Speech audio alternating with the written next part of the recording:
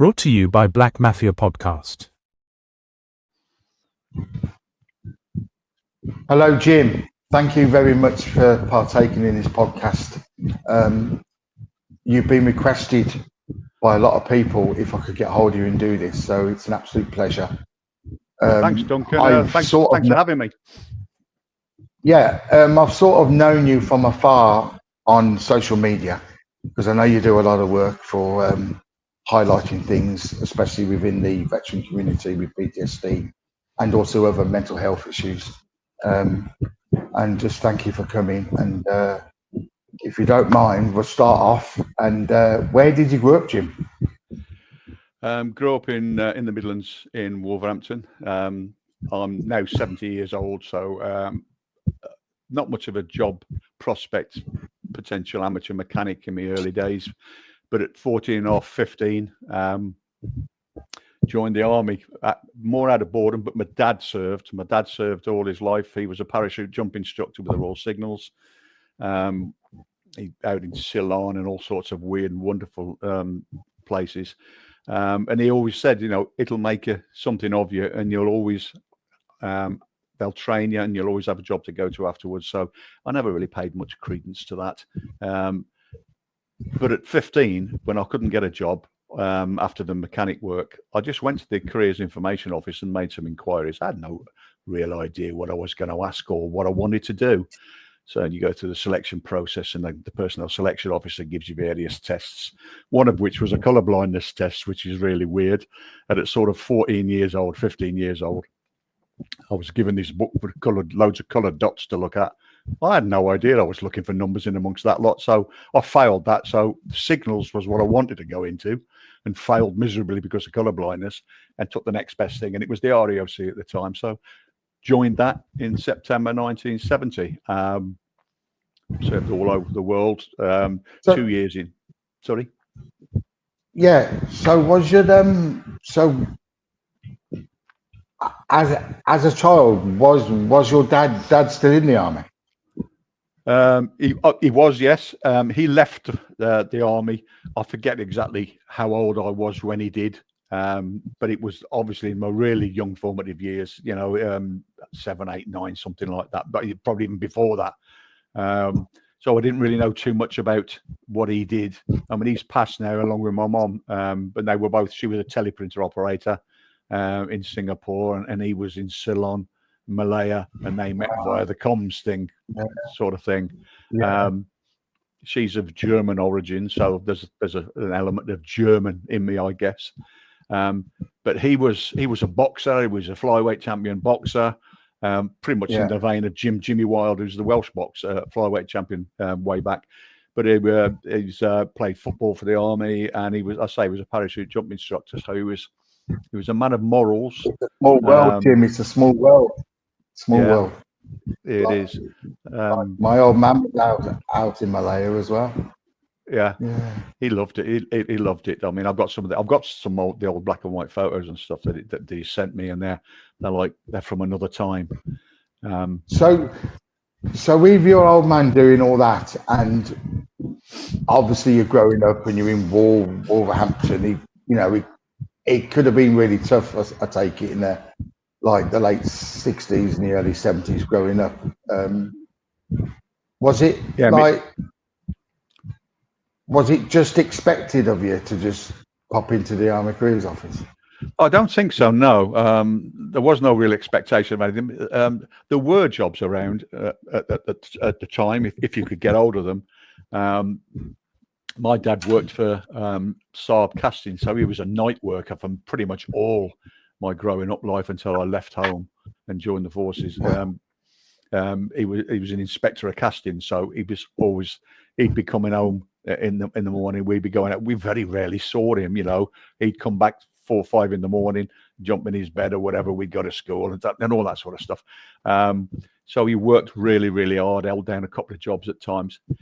Times were hard. I mean, there were jobs to be had, but nothing with any real career prospects. I mean, I said I had an apprentice mechanic job for a while, ripping the engines out of Hillman Imps and stuff like that. But it never really lasted that long. And that's when my dad said, look, have you ever thought just the forces? And that's that's when I sort of did the deed and left for Deep Cut in September 70 and did a couple of years as a boy soldier down there. Yeah. Not the best 2 years of my life, to be honest. Didn't really enjoy that side of it. Yeah, it was more like, I can imagine. Yeah, it's more like an advanced nursery kind of thing. You know, it wasn't really soldiering as such. You were marched around. I mean, marching was everything. You were just marched everywhere, and you marched there, marched to breakfast, marched to bedtime, and there was education. We had an education centre there, and they furthered. I did my advanced education, all that sort of army education. So that did stand me in some stead. But those 2 years I could have done without. Okay. So you got through your training, the 2 years and so forth. So where did you end up going then? After? First posting from there was to HQ 3 Div in Bulford, and I think the Green Jackets were there at the time as well. That was 72,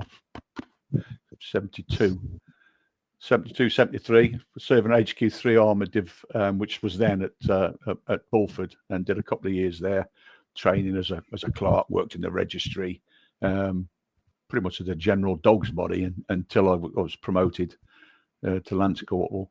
But those formative years were kind of like they were shaping. Started doing things that actually involved a little bit of soldiering, weapon training, ranges, all that sort of stuff, which is pretty much what folks wanted to do.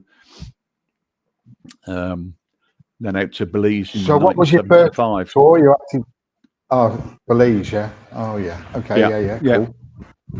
Nice. Belize in 75, 76, which is where I met my wife, still my wife. Yeah. I feel quite proud. I'm saying, you know, but you get married in 75 and in 2025, you're still, indeed it is. And she's a diamond. You deserve a gold medal, pal. I think she's certainly a massive contributor as to why I'm still around doing what I do at the minute. I would have gone off the rails, I would have thought, without her input. Enjoyed that post. In the Caribbean's a great place, and Belize back in 72, 73, 74 there was hardly any soldiers out there. 300 all told, I think, top to bottom. Wow. But it was only 6 months, and then back. I should have had my resume here with all my other bloody postings on it. And I should have actually. No, but like I'm just trying to get a feel for you, Jim. Yeah. So what was your first active tour of such? Well, there wasn't an active tour. I mean, my trade was as a clerk, pretty much. I drove a desk for the best part of my formative years. In the RAOC, the Ordnance Corps, we were logistics and provision and that sort of stuff. So of course, unlike the Corps, Teeth Arms Infantry, you know, your Green Jackets, your LI, and all those sort of people who did active tours, I can't honestly say I did. So I regretted it, and it was something that I missed. It was just at the time of entering the forces, I didn't really know what I wanted to do or what I was capable of doing. Until you'd been in for a few years, 3, 4, 5 years, you know, and you chose to go down various routes and avenues. I kind of just, I say rested on my laurels. I just stuck where I was. I was involved in sports. I played sports for the Army, cricket, football, basketball, rugby at a relatively good level. So I didn't really do a lot of work while you were competing. You'll know that if you represent your unit or regiment or corps or anything, I was posted to Bract, 3BAD at Bract, big rugby unit. All the time you were there, you never did any work. They won't like me saying that now, and the few chaps I know will probably be watching because I played soccer and rugby. But it's just brought back a massive, big memory for me. I remember being in training as a junior. I was 16 and I was part of the rugby team for the light division. And we actually played the Ordnance Corps in the final of the Army Cup, and they hammered us. But the funny story was, the fella that was on their team, one of their fellas said, "Wow, this is all we do." And I was going, "Wow, you just play rugby?" He said, "Yeah, that's all we do." And no one did they beat us. I will almost certainly know the members of that squad too. the likes of Don Robertson, Chris Christopher, Taft Tar, Roger Bisson, Musson. I mean, I can name a whole squad really, and that's all those guys did, and they were unbeatable. Yeah, you know, little ordnance unit, and you've got all the Royal Welsh, and you've got the Green Jackets, the Light Infantry, and they're all chasing down the ROC guys. And of course, in those days, they used to pack the units. If you were any good at anything, your Manning and Records office used to send the best sporting guys to a particular unit. So it was bracked. If you were any good at rugby, they'd pack it with all the best rugby players. So nobody was ever going to beat those guys. They just had the best rugby players in the army. Yeah, that's right. Yeah. No, it's good. It's good old days, though. So, good. Yeah, massively. So you went to Belize. I take it you went to Germany at all? Yeah, I served at well, my last post was HQ BOR or UKSCG, United Kingdom Support Group Germany, as it was then. Yeah. I was a 001 then, Superintendent Clark. So again, carry a big stick and don't do an awful lot of work, but I thoroughly enjoyed that. Served, where else was I? 79 Supply Depot at Hona, on the Hona Bergen Ranges near Celle. I was I was a sergeant there back at 79 Supply Depot. That was great. Served in Belgium at Shape. 4 good years there. Loved it. Well, I like Germany as well. I did enjoy it myself. Like it, funny enough, I was born in Germany because my old mum was in the tank regiment, and I was born at Hanover Hospital. I was going to say either that or he's alone. Yeah, Hanover. And my mum and dad had a scab pad, which is just for the civvies watching. It's a Mary Quarter at Hona, actually, and then come forward 25, 30 years, and I'm serving in Celle, just down the road from Hona. Yeah, know it well. I spent some years in Germany because I was there. I was a kid for 5 years, and then obviously I was stationed there for 4 years. So Hona was great. The roundhouse. Celle was great. Celle was just all black and white buildings, look, all the old Tudor houses and everything. Fantastic posting for us as well. Like, because we was on our own. We had an artillery regiment 9-4 locating, and that was it. So the town was ours, you know. Yeah. So it was fantastic to be on your own, sort of thing. But no, that's good. So, did you go anywhere hot like Cyprus or Gibraltar or anywhere like that? Not for any protracted time. But we did various exercises, 6-7 weeks. Out at Dekelia in Cyprus, Famagusta. But no, not for any real length of time. Like I say, Belize was probably the hottest. Was the hottest of the places that we went. Most of the other times it was like Belgium, Shape, or back in the UK or Germany. So it wasn't the most exotic of postings. But back then, I mean, our people were either doing Falklands tours, doing Northern Ireland tours. We had relatives in Northern Ireland, which kind of precluded me from being sent there for weird reasons. Yeah, we had the same with some of our guys. It doesn't make you feel very well or very good about it, but nothing you can do about it, you know. So am I right in saying you did 24 years, or was it 25 years in the military? Just over 25 years, I guess. Man and boy. Wow. Joined in September 70, left 1994, 1994, 95. My last job was actually working for one infantry brigade in Dover, and they gave me a little Opel Corsa with all this ID card. That we were on the brink of issuing these new plastic fancy ID cards to the army, and my job was to drive around with this little Opel Corsa, go up to Otterburn training range, going up to Inverness and drive up and get all the TA guys signatures so that we can put them on the new ID cards to issue them. And that was my last job when I finished. And so like 1994. So the best part of 24 and a half, 25 years. Well, it's a fantastic length of service, Jim, if you don't mind saying, and No, kudos to you. yeah, Fantastic. not all great, but I wouldn't change it. I find it was character shaping and building, and a lot of things have changed, as you know. Health and safety and all various aspects of military life now. You couldn't. There was no social media back then. Barely had people carrying phones. There was certainly, you had to go to a phone box. You want to make a phone call. I know it sounds archaic, but that's how it was. Yeah, that's right. Yeah. And you never had any problems with social media or whatever problems there were. You wrote to somebody, you waited a week to get a letter back, sort of thing. There were no email either. It was wonderful, Yeah. to be fair. Yeah.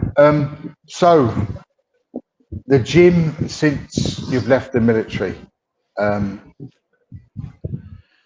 yeah, the gym. Left the military in 1994. I actually went straight into work. I was lucky enough to go straight out of the military into work. There was a place down at John Brown Engineering. They're the people that work at Clydebank in Scotland and build the shipyards and all that sort of stuff. But they built there's a place down there, Sittingbourne, Sheerness, called Grovehurst Energy, and John Brown Engineering opened up a site down there, and they were advertising for somebody to do all their maps and all their installation records and drawings and that sort of stuff. So I thought, well, I finished as a W1 and I knew all about documenting and paperwork and driving desks and stuff like that. So I went down to see this guy, and he was leaving. He was an ex-major, and he'd been there for about 4 years, and he was going to take over Canterbury Cricket Club's accounts. I sat with him for 10 minutes, and he just asked me what I was doing, what I'd done in the military, and I said what I'd left as. What jobs did you do and where'd you go? And within 10 minutes, he'd given me the job. He said, I'm not interviewing anybody else. He said, I want somebody I know can do this job. And as former military, we have to learn to trust each other. And I was there for 3.5 years doing that, doing all their husbandry, all their accounts and all their records and maps and drawings and stuff. It was quite an informative time for me because I had to learn on the job. Accounting and recording stuff. I mean, I'm used to handling top secret documents and all that sort of stuff and registering all this. So maps and charts, it was just a matter of dating them, putting them in order, and putting them in a filing cabinet.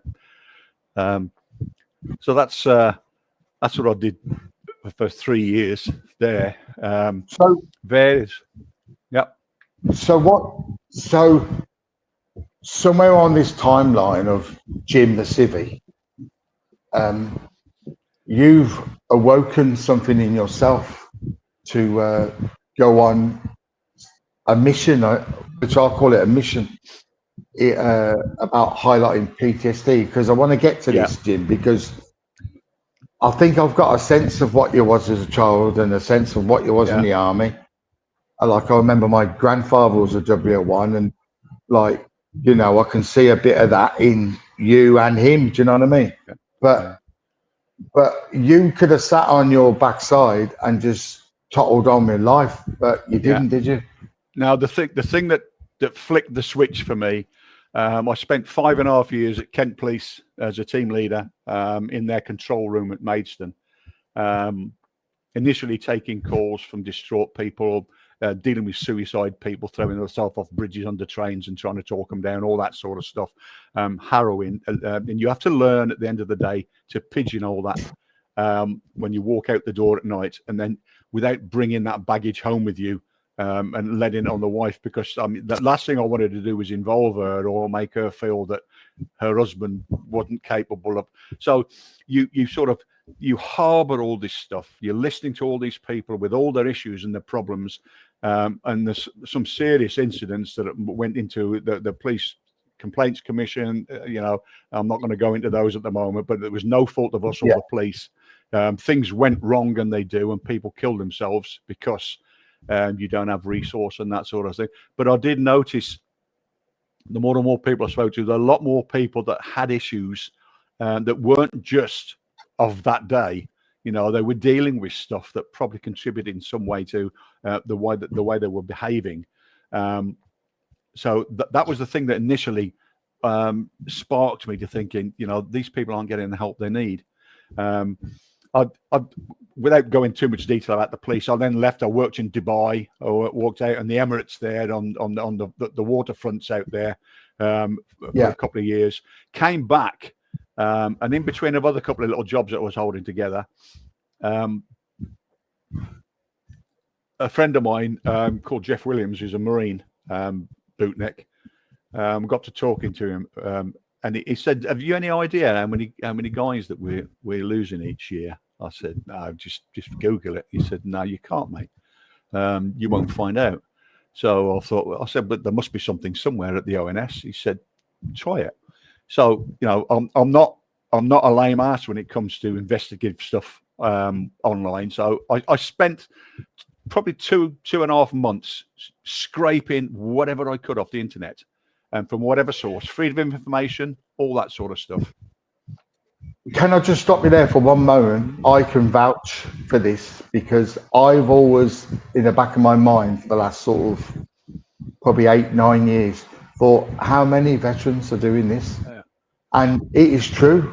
I didn't know any of this, the figures, until you made me aware from one of your posts on social media. Yeah. Sorry, I had to get that out there because it's true.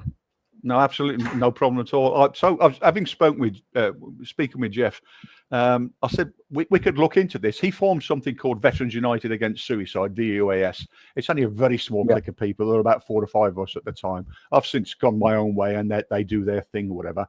But I still do the recording of the veteran stuff. And he said, "What do you think?" And I said, "Well, I'm going to dig into it." And he said, "I'd really like to know," because he had a very close friend of his that took his own life, and he said, "I'd love to know what was the background behind this guy. Why? Because I know him very well. At least I thought I did. And then he did that." So I did my little 2 months digging around and come up with the figures. I started in 2017. I went to units. I went to coroners. I went all over the place and started building a spreadsheet together to give me some facts and figures. 2017 was pretty lame. There wasn't enough data to get together, so somewhere 17 to 20. But 18 onwards, it was like I had to keep me emails and everything open. Bang, another one. Bang, another one. Bang, another one. Bang, another one. We went, 6 or 7 in a week. We were getting 80 to 100 in a year. And I then went. We started hitting. First of all, it was Gavin Williamson. Then we went to Penny Mordaunt, Johnny Mercer, Ben Wallace, Leo Doherty, and whoever, saying, "Are you aware?" Eventually, Johnny Mercer agreed to meet me in London, and I went to the Ministry of Defence with a couple of other people who were putting their cases on the Armed Forces Compensation Scheme who were mentioned, war widows pensions and that sort of thing. Yeah. We sat, eventually when we got in the building, we sat down with Johnny Mercer, and this was the most disappointing thing for me. Having known that this guy was former military, and he'd done his bit and all the rest of the stuff in Iraq, and fair play. But you're an MP now, your job's changed, and you have a responsibility to the people that you're allegedly supposed to. So I'm sitting at the desk with him. We've got papers in front of us, and he didn't even look up. Somebody kept knocking the door. "Mr. Mercer, you're 3 o'clock's in. Mr. Mercer, you're what's it o'clock?" We were looking at each other, 6 or 7 of us looking around the table saying, apart from being really rude, I then looked at Johnny and said, "Johnny, it's took 2 years for us to get to this table, and you've agreed to listen to us. At least give us that. We're looking at you, expect you to get up and say, or make your peace and disappear." He went round, he looked at each individual and was reading basically their own bio back to them. So he's reading my own bio. I said, "Well, I know about me, Johnny. We don't need to be doing this." Yeah. And all the way to there. So it was basically a real waste of time. And then he started talking about something else, which was off topic. I had a piece of paper in front of me and I just wrote on it. I could see he was watching me from the other side of the table. And I wrote, "This is a waste of time," and I pushed it to my left. And this guy next to me says, "Yeah, it is." I think we were in there 30 minutes. At the end of it, I got his secretary. I said, we've achieved nothing here today. The idea was that we bring the cases, we show Mr. Mercer the amount of suicides that the military and the veterans community are suffering each year. And he either says he's going to do something about it and he paves the way ahead and he gives me a plan, or he says he's not going to do anything about it and then we'll just leave. She says, no, we do intend to do something about it. It's probably going to take 6 months. And I thought, fair play. You say you need to take I don't have a problem with that if you're going to take the issue on. Because I said, well, 6 months, you've got to put all the infrastructure and logistics in place for that sort of thing. She says, yes, and it's a very lengthy procedure. I said, it's funny that you should say that, because I've just actually put a spreadsheet together for the past 5 years, and I've got all the data, and I can actually share it with you, which will save you a lot of time. They weren't interested. I don't think there ever was. When we left that room, having said they were going to investigate it, within 10 days, there was a statement from the Ministry of Defence, because we'd asked for the freedom of information, that said, we have, and this is what I highlighted it in yellow and sent it back to him, we have no intention of documenting veterans' suicides, not the military suicides are serving, because they've got a responsibility to serving people. They're actually working for them, so that, but because the veterans have now transitioned, they're in Civvy Street, we have no intention. So I just said to Mercer, he never returned. I said, why did you U-turn? Why is the Ministry of Defence? What is it they're frightened of? What is it you expect to find that you think you can't deal with? At that point, there was a disconnection, and they will never engage with me because I've got too much information that's valid, verified, and can make them look stupid. Absolutely. Just on a personal note to you, I tell you, a hat off to you, sir, because you're the only person that dug into this. I mean, properly dug into this. I mean, just for the viewer and myself, I just want to get this right. Are you saying it's like one every 7 days, one every 6 days? The problem we've got at the moment, Duncan, is that from the figures that I've shown you, it was on average 80, 90, 95 a year, you know, or whatever. And to date, from 2017 to 2025, there are, I would say, a minimal. I mean, I've counted 526, but it's more than that because I've got coroner's reports outstanding. We've got deaths that are deemed not to be suicide when somebody's actually cut a guy down from a tree with a ligature around his neck. That's deemed not to be a suicide. I would be questioning whoever that coroner is, and this is what we're dealing with at the moment. Yeah. But the worst thing for us is the complete denial for people like Tobias Elwood to stand up and say the suicide figures that I'm recording or that we're putting into the public domain, because I would give them to the media, to the Telegraph, you know, anybody that asks me, Rui Hassan, ITV, as you say. He said, my figures are not disproportionate to those of the national losses. Where I got him, and this is where they cut me off completely, because he said, your figures are not disproportionate. In other words, they're no different to those of the national average. I just went back in one soundbite, and this is what did it. I said, if you're not recording veteran suicides, how do you know? You don't have figures. If you're not recording those losses, how can you say that they are not disproportionate? Because you don't have a baseline figure to go off. You can't say, well, we've got 400 and it's 600. You don't know how many because you're not counting them. So you cannot, and it was on television. I said, go into the media and stand in front of a camera and say the figures are not credible when you are not counting.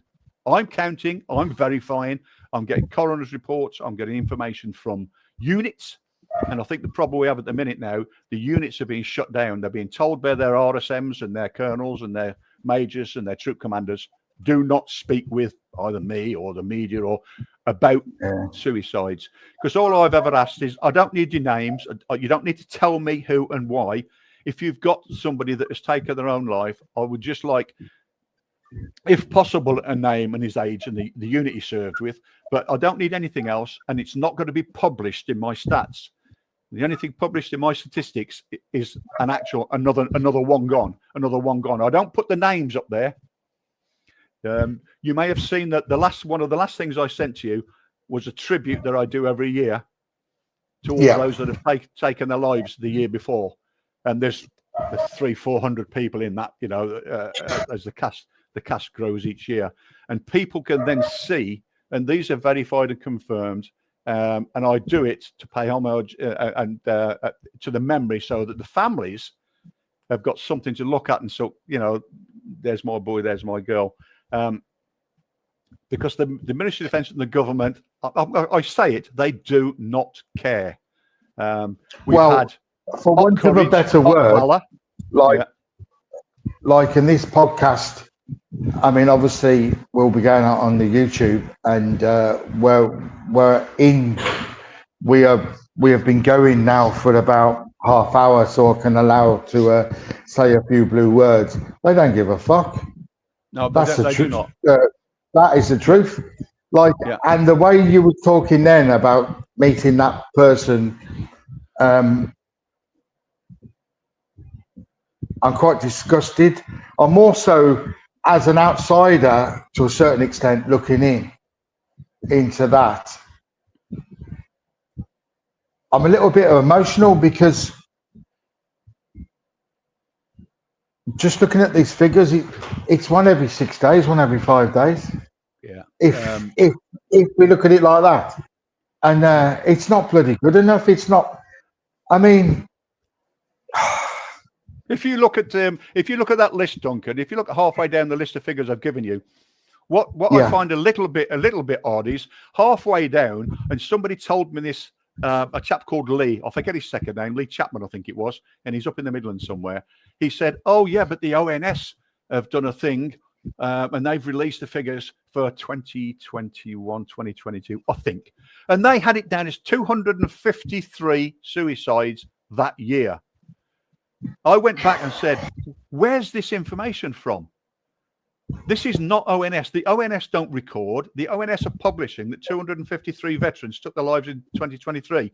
I said, the information I've got is 87, and I can verify them. I can name them, and I can show you pictures of the individuals' faces, of who've gone. 253. Where's that come from? And if it's only in 2021, why didn't they do 2020? Why haven't they done 2022? They've picked a year. Exactly. They've fabricated some figures to shock the nation or shock somebody, but not me, because I've just gone back and said, look, this is an out-and-out lie. Nowhere has any 253 veterans taken their lives this year. But people will look at that and think, wow, there's a serious, there is a serious problem, but exacerbating and exaggerating it to the extent of like fourfold is unforgivable. So I don't believe anybody. Yeah. No, like you've got to do your own digging, haven't you? Like you have done it. It's like just for the viewer. Me and Jim had a little chat before we came on, and like I have been doing my own research, reference veterans in prison, and the ONS figures are saying it's 4%, but other parties are saying it could be as high as 9%, only because not everybody says that they're a veteran when they go to prison, predominantly because of factions within the prison. But that's for another day and another story. But it just goes to show how it's almost as if they would only tick these boxes if it's relevant for votes. They just do not care about the veteran. And it's not just on this issue, it's on a lot of issues which we could jump into a rabbit hole. Well, they're all linked, Duncan. The persecution and prosecution of the Northern Ireland veterans, the SAS, all that sort of thing. The people that give us and afford us the freedoms we have today, they're going after, for what reason? To get some ambulance chasing lawyer that can make a quick buck off the back of the derogatory and unfounded, unfactual remarks. These guys, certainly during Motorman and the Northern Ireland troubles, were found to have no case to answer. They were put before the courts and they were found. Yeah. So who all of a sudden can say, well, we want to reopen that because we believe? I said, what's the statute of limitations? You know, there was no real forensics back then like they've got these days with ballistics. So there were no bullets that they can use. There were no weapons that they can look at the bloody rifling on. I get very cynical because it's not just Northern Ireland now, is it? It's Iraq and it's Afghanistan. It's across the board. It's almost as if a load of traitors have got into the MOD. It's almost as if a load of traitors have got into the CPS. That's how I see it. That's, it's the cynic in me, but that's how I see it. But because it's not just those organisations. Yes, of course. The traitors have got in everywhere. Yeah. And I'm not a conspiracy theorist. I'm just me. The lunatics I'm looking and I'm thinking, absolutely. And it's just, if people going on their own research, and like I said, I've got utmost respect for you, Jim, for doing all this, and for getting all this research together, and you might as well go and speak to a lamppost. The kickback on some of it, some of the negativity and feedback comes, and I just say to folks, and I've done it. I used to do a broadcast probably once a week, which updated people on the facts and figures, and people were saying sometimes it's a bit much, Jim. We don't want to hear about it every day and every week. And I said, let me educate you as to where your off switch is on your monitor or on your television, because if I'm coming on and I'm going to give a broadcast, don't watch it. Some people are interested in the state and the facts and the figures. So I used to do a broadcast at least once a month, and I haven't done it for a long time because you asked me, and I thought, we can do a bit of a catch up here and bring back to the fore the state of the play to tell people, calling up courage, calling up fortitude, calling up valor. It's just the change of a name. The systematic failures of these organizations are still the same. You can change it. It's like changing the post office's name to whatever it was. Just because a system was called Up Valor or Fortitude or Up Courage, and you think that's going to help veterans, you're still expecting veterans to rock up. You're going to medicate them for 6 weeks, and they're going to be told to come back. And these guys are not coming back for the very simple reason is they're not around anymore. You cannot medicate somebody, tell them to come back, and within that 6 weeks, expect them to be leading a stable, comfortable life without fallout from the lives that they've led. I always feel strongly about this because they have no idea what they are doing. You cannot do that. I'm wearing a shirt in a minute. This is the only organisation at the moment, the only organisation that I will support, PTSD resolution at the moment. So here's a shout out to the people that run this organisation that will take a phone call from a veteran anytime, day or night, and get him the help he needs and his family, not just him. Other people do it. We've got so many people out there at the moment. They're setting up charitable organisations with their hands out. Donate to me, donate to me. And this money is not going to the people that need it. It's fraudulently bloody embezzled out of the public. Without getting too much on a high horse about the Royal British Legion, which for your record, Duncan, I've worked for them. I've worked for them at Aylesford. I was their wreath manager here in Aylesford, and I've watched how things have gone. All their money, their 900 million or whatever it is now, is squirreled away offshore and invested offshore. Absolutely, They keep setting up these new organisations called the Tommy this, the Tommy that, and give £10 for this and £5 for that and £9 for this. And every month in the shopping centre here, there was a couple of chaps. I said, "Have you served?" No, I tried to join the cadets when and he's collecting for the British Legion. And I just told him, I said, I would never advocate or ask anybody at the moment, right now, because it's changed, to give any money. Put your pound that you were going to put in the bucket. Give it to the local veteran services. Well, this is it. It's so fragmented now, isn't it, as well? I do think there's a lot of decent lads and lasses out there trying to make a difference, but we're all sort of blowing against the wind. And I don't want to sound, I don't want to teach you to suck eggs or even the viewer, but it's hard to get people together. It's hard to get things up and running. And it really is. It's extremely hard. And I look at some of the bigger organisations like the Royal British Legion, like you said. Yeah. They've been no help to me, and I've been on an arse, to be quite frank, back in the day. And I'd almost say what I was saying before about the MOD and the CPS, and even probably the court system as it is at the moment. I think the Royal British Legion has got traitors in it as well. I'm sorry to say. That's how I see things. I really do. There's a lot of nepotism. They're just looking after each other. They're leaning against their back to back, looking after each other's backs, making sure that they still keep their jobs. Yeah. Riding on the back of people from the First War, the Second War, Malaya, Korea, you know, the Falklands. They're riding on the back of all that. One point I always try to make, Duncan, is this, and I've said this in many, many broadcasts, and I continue to say it. Not all help needs to be financial. I think there's probably a good 60-70% of help and assistance and the listening and the communication and the friendliness and the reaching out can be done, and there's no money involved. As soon as you set up another organization, a charity with your hand out, people are going to start to question where that money's going, because there's so many that fell foul and there's been mishandled and all that sort of stuff. I would say since 2017, since I've been involved in veterans issues, I have never asked via this means or any other means for a single penny for anything that I do, and I don't want it. Yeah, if you want to buy me a Lamborghini or whatever it is outside, you can do it and I'll drive it. But I'm not interested in any recompense or remuneration for what I do. What I do needs to be done by the government of this country. The Ministry of Defence of this country, they are failing in their duty to the very servants, the very people they're responsible for, to look after their welfare, their mental health, and everything else that goes with it. At the moment, they are not doing that. Al Cairns, you're the new guy. I hope you get to see this. If it's on YouTube, somebody point it to him. Somebody tag Al Cairns into this. Yeah. Stop doing your Alan Wicker walkabout thing. Stop doing the I'm visiting here and I'm visiting there and I'm visiting here. Stand still. This is the one thing now, Al Cairns, I'm going to ask you right in front of this camera. And I've asked all the other 6 incumbents of the OVA, the Office of Veteran Affairs, to do the same thing.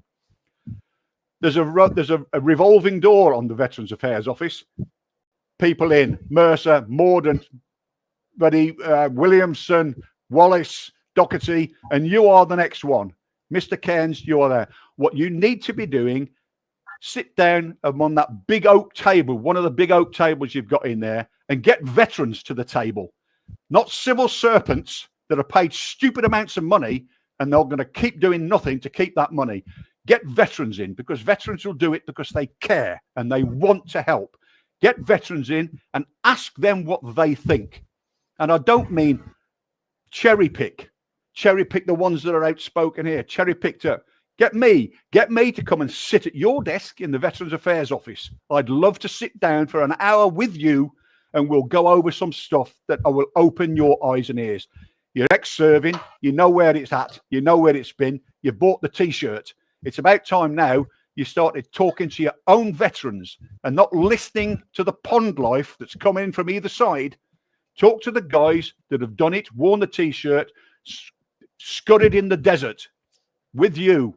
Talk to them and ask them, what is the way forward? There is a way forward, but nobody wants to ask the veterans. And I wonder why that is. Well, we all know the answer to that, because the truth hurts. It does, yeah. It does more than we realise. I mean, I remember, like, I've been in a very privileged position to have made some really good contacts at the Imperial War Museum. And they've given me full access to their videos and films going back to the First World War. And I came across the one video of the MOD did an experiment in the 1960s, the early 60s, with a platoon of Royal Marines, where they give them LSD. And I actually asked them, and they said, yes, it's okay as long as you cut it down and you do it for an educational purpose, which I did. I just wanted to highlight the audacity and the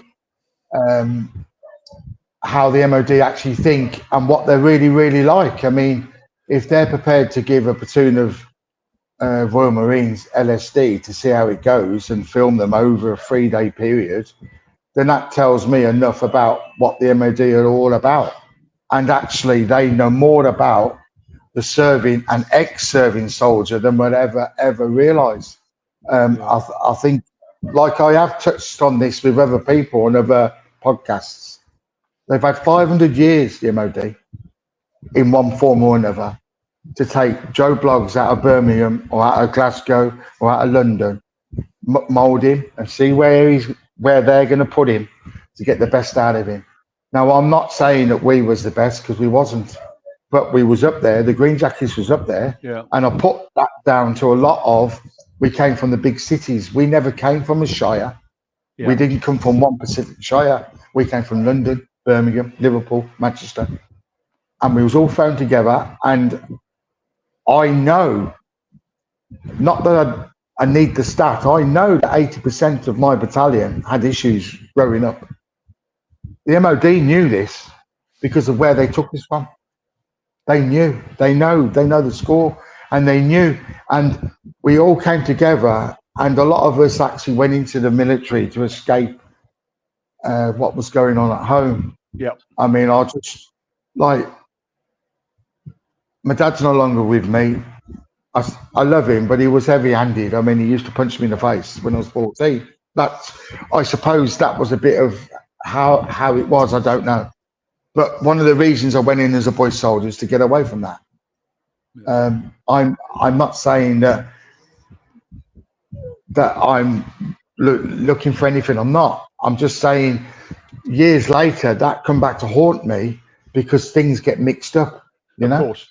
Yeah. The baggage, any baggage during those formative years, certainly in the years that shape you, it's something will trigger it somewhere along the way. It might be something little that brings back a memory. This. Yeah, of course. Right, in the MOD, right, because I touched on this, like, I have a small war pension. It's not big, it's not massive. I mean, it wouldn't even buy me enough stamps to use for a month if I had a little business, you know? Yeah. It's not massive. But on that journey of getting that war pension, the MOD blame my childhood on my PTSD. Now, I'm not saying they're wrong. I'm not saying they're wrong. No. But I'm not saying they're right. They're half and half. But how did they know? Because they didn't know me, really. No. Did they? That's what I'm saying. Or, no, they didn't know you. It absolves them of the responsibility. If they'd have said, look, it could be your behavior at the moment, or the fact that you've got mental health issues, or the fact that you took your life was dependent on as a result of your service. And I keep hearing that. Now, I agree with a lot of the time, a lot of soldiers or a lot of guys that move into the military do bring with them a certain amount of baggage. It's just normal. The same in any walk of life. People have trauma and they deal with it. But, you know, when we're losing people that have served 20 years within the Special Boat Service or the Special Air Service, and that person takes their life, there's a pretty good chance that it's not because of what he did 30 years ago. It's because of what he's done in the 20 years as a special operator. The stuff he's seen done and doesn't want to recall is what's it. You know, and they never really address that. They're too quick to say, well, we do believe it was probably something that was historical throughout their childhood. And as I say, you can't rule it out, but you also can't rubber stamp and say, this soldier took his life because he was beaten at school when he was 15 and he's 47 now. You can't do that. Yeah, excuse me. Like I was just trying to bring in about that. That's when it becomes a complex PTSD. It's a lot of different things. And what I'm trying to highlight in my little way is, as I go through life, I see people with complex PTSD, and it's a bit of childhood, it's a bit of this, it's the military, it's adapting to Civvy Street, it's all rolled into one. And what I'm trying to say, not just to you or to have you on here, is the MOD know this. They know all this. They know it all exists. They know it's all together, and they're washing the hands of us. and they're giving us lip service. I mean, the organisation UK Veterans, which is the MOD, and they come across as your mates and your friend, and they're not. They're not. No. They are, for want of a better word, they are traitors. They are traitors again. Smiling assassins. A pat on the back is just somewhere to look for a knife. Yeah. You know, oh yeah, we're there for you. Oh, you got any problems? You ring this number and we'll sort this out for you. And they're not. They don't do that. They don't do that. They're just wrapped up and they're just sort of, I mean, probably knowing the last couple of governments now that they're probably wrapped up with Serco or another private company that are just ticking boxes and run by traitors. Excuse me, I've got to apologise. I keep saying traitor and it's a strong word. But no, you say what you mean. Let people make their own assessment. You know, I use whatever terminology and phraseology I want to use. People might say, well, that's a little bit heavy voice. That's a bit this. I say, well, fine. Then you interpret it whichever way you see fit. If I say traitor, it means somebody that's not working in the best interests of the people that he is responsible for. Therefore, they're working behind the scenes to either derail the very system that is supposed to be there to help this individual. That is traitorous. That's sabotage, you want to call it. It's traitorous. It's or whatever. But it's only words. People see and are not stupid. The problem is because in light of everything else that's going on in the world at the moment, people have got other things to worry about. The heating bills, of this, that, and the other, and everything else. The last thing on their mind is worrying about veterans issues. And I've heard people say, well, why should you get any preferential treatment? You know, you're no different to anybody else. Well, we're not after preferential treatment. I mean, we had a thing called the Armed Forces Covenant, which all doctors, surgeons should have had outside, and they're all paying lip service to that. You know, that says we should not be disadvantaged in any way. It doesn't say we should jump the queue. It just said we shouldn't be disadvantaged in any way, and we are. Yeah, I have a personal experience of that. I've actually said about the Armed Forces Covenant to the receptionist at my GP, and she didn't know what I was talking about. And then I wanted to highlight it massively, and I went on a mission, and I spoke to the general practitioner, the manager of the practice, and they said they were fully aware of it, but they didn't quite understand it. So I walked out in disgust because I haven't got the time and the patience to deal with people that don't care. That's it. You know, they can read the documentation. And also, it's not about being embarrassed, but bringing up the Armed Forces Covenant when you want to get something done, it's almost as if you're special. And it's not about that, is it? No. Is it? Like you shouldn't have to bring it up. You shouldn't have to bring it up. Exactly. They should be aware of it and apply it. That's it. Yeah, that's right. Yeah. Cool. This has turned into a right moaning session for me. Sorry, Jim. I do apologise. I think these things are part of a healing process. And if you don't vent, all you do is you keep it inside, which is why I used to do them once a month. And I wasn't really bothered about the amount of figures or the people I hit, although they weren't bad. They didn't bother me too much because I opened myself up to questions, and not everybody that spoke to me was of the same mindset or in the same way of thinking, that sort of thing. And they'd come up with negative stuff. And I thought, well, it's great because that's what I want you to do. And that way it gives me an opportunity, not to try and change your train of thought, but at least to inform you that you may not be in full receipt of all the information. You'll see something on the BBC or something that will tell you that this is happening. Yeah, if you actually go to Jazeera or somewhere else and find out, you'll find out that what really happened. So the mainstream media are probably one of our worst enemies as regards telling everybody that this is happening when it's not. Misinformation. Yeah, I think the last 15 years for me has been a learning curve, not just on the BBC or ITV, but on how much I love the MOD, and I thought I'm almost going to say that I was very naive, even as a 40-year-old man, because I thought everything was actually good. And actually looking back and researching my dad's military career, my grandfather's military career, and what had gone on and so forth. And my dad fought in Aden, which is the old, it's Yemen today, isn't it? And Yeah. I looked at some of his military record of the 4th Royal Tank Regiment, and they were in armoured cars.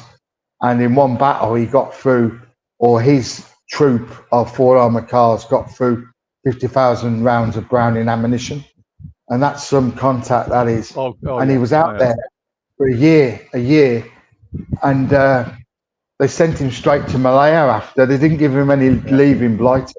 He went straight to Malaya and then went up jungle for 2 years. And they never complain about it, do they? It's their job. They used to go and do it. Yeah, of course. But then I think about him when he was my dad, and he was all right, but then he used to punch me in the face. And I think that had a lot to do with it. I'm not giving him excuses, but I'm just saying that had a lot to do with the way he was. I really do believe that. So he would have been harbouring something there. He's probably got his demons going on. Massive. Yeah, massive. For sure. Yeah. Like, and it's just I sometimes, I don't want to come across as an emotional wreck, because I'm not. I just get so upset about the way that veterans are treated. And I've got to again say, Jim, you've got my full respect for doing what you've done.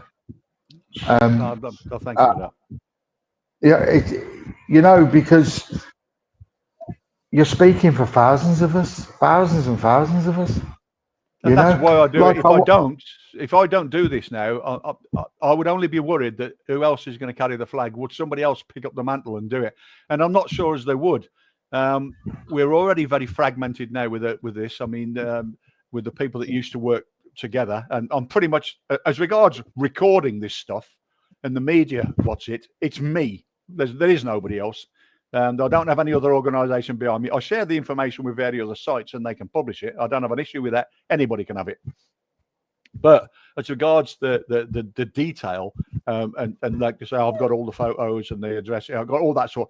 I'm the only one that holds that spreadsheet, and it's just not something I would say. What you can have this spreadsheet, because there's like nearly 9 years work that I've invested in putting this thing together, in the hope that the Ministry of Defence, or even the government, I don't expect the government to do it, but the Ministry of Defence to say, Mr. Wild, come and see us. We'd like to talk to you about that. Go down and sit with them, show it to them and say, look, this may be a mile wide of the mark. I'm not sure, but it's more than you have. And if we sit there now, or you put some resource into it, we could make this a very accurate document. But I don't think they want the public to know the extent of the problem. And that is the issue. That's where we're at. Of course. But I'll not give up. What does the future, Jim? What does the future hold for you from tomorrow? I mean, I'm retired. I don't do pretty much anything. I mean, I've got, as we speak, my mother-in-law is probably not very well at all at the moment. So that's an issue now with my wife, supporting my wife with her mother. But as regards veterans issues, I'm just fed up of seeing more and more veterans who mean well that are asking for money via charities to me. That we've got to stop this. But as regards what am I going to do?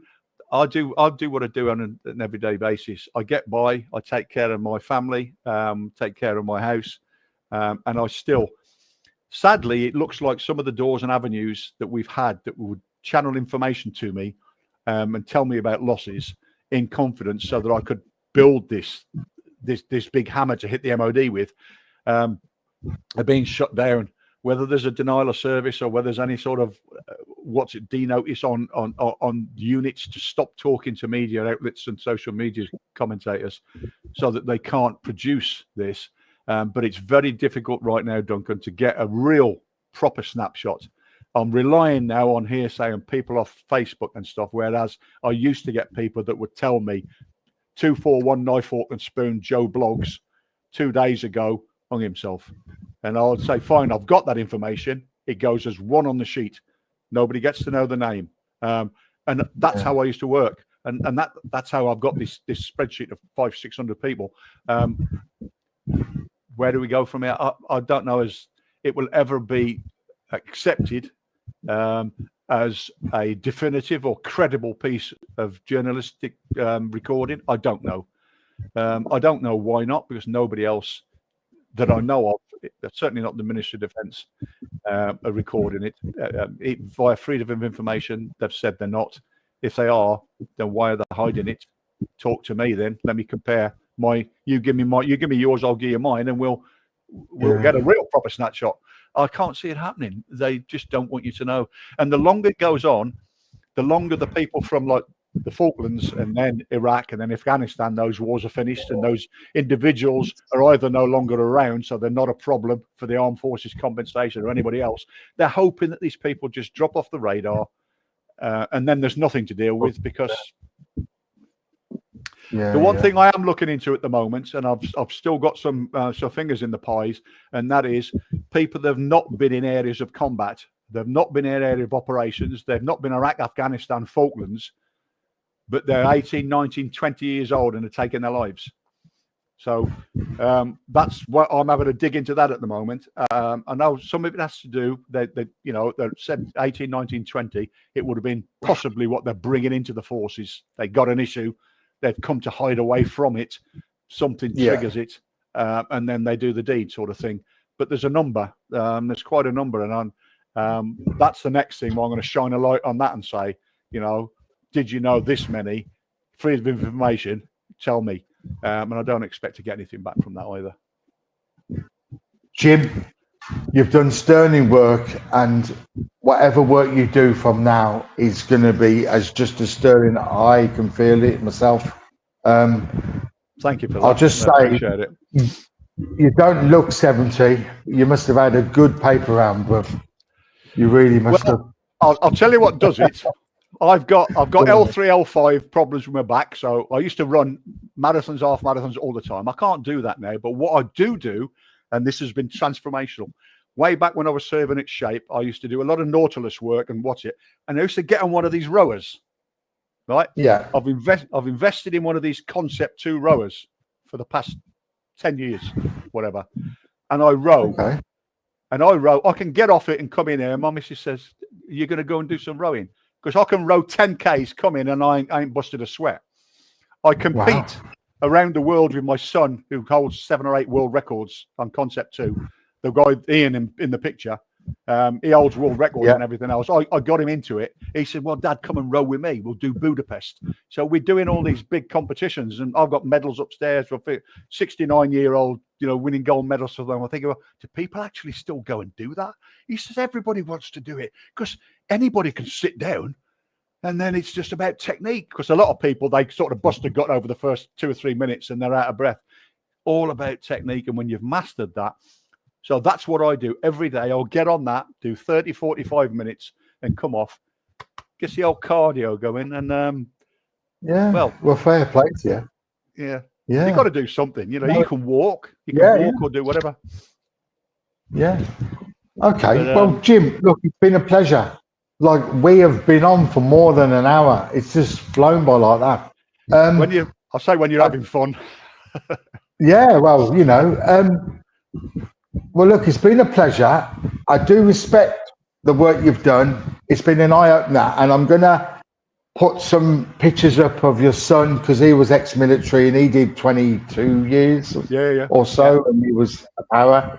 And also, what I'll do is I'll put a little bit of brief about yourself, and I'll incorporate the ITN interview you did as well, which I think is quite a poignant thing to say.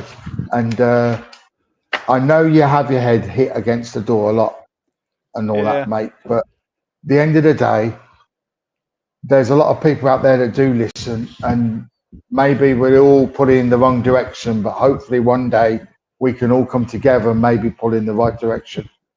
Hopefully there's hope for us yet, and we just you just can't. It's a worthy cause, and I think it's just one worth chasing.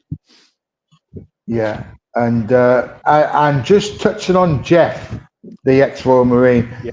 I don't know him as such, but I'm in a few groups with him because he's a Birmingham City fan and so am I. Yeah. If you've got time in the future, just have a word in his show. Like, I'd love to get him on here. Yeah, or You we know? can both, or we'll come on together and talk about Yeah, VOS. yeah. Because we both set up, or he set it up, I joined him, and we did 5 years with VOS together, and there was a lot of stuff that went on there. So that'll be worth it. Okay, yeah, it will be. Yeah. Yeah. Look, it's been a pleasure. It really has been a pleasure. Thank you very much. Thank you very much, Duncan. No, I appreciate it, and thank you for giving me the time. Take care of yourself. If you want to do anything else like this again, you want some information or anything, hit me up and I'll see what I can do. Okay, thank you very much. You're welcome. See ya. Mate.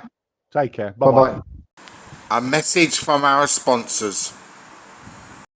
At Matchpatch, we believe individuality matters. Whether you are rocking a design that tells your story or you're uniting with a team that shares your passion.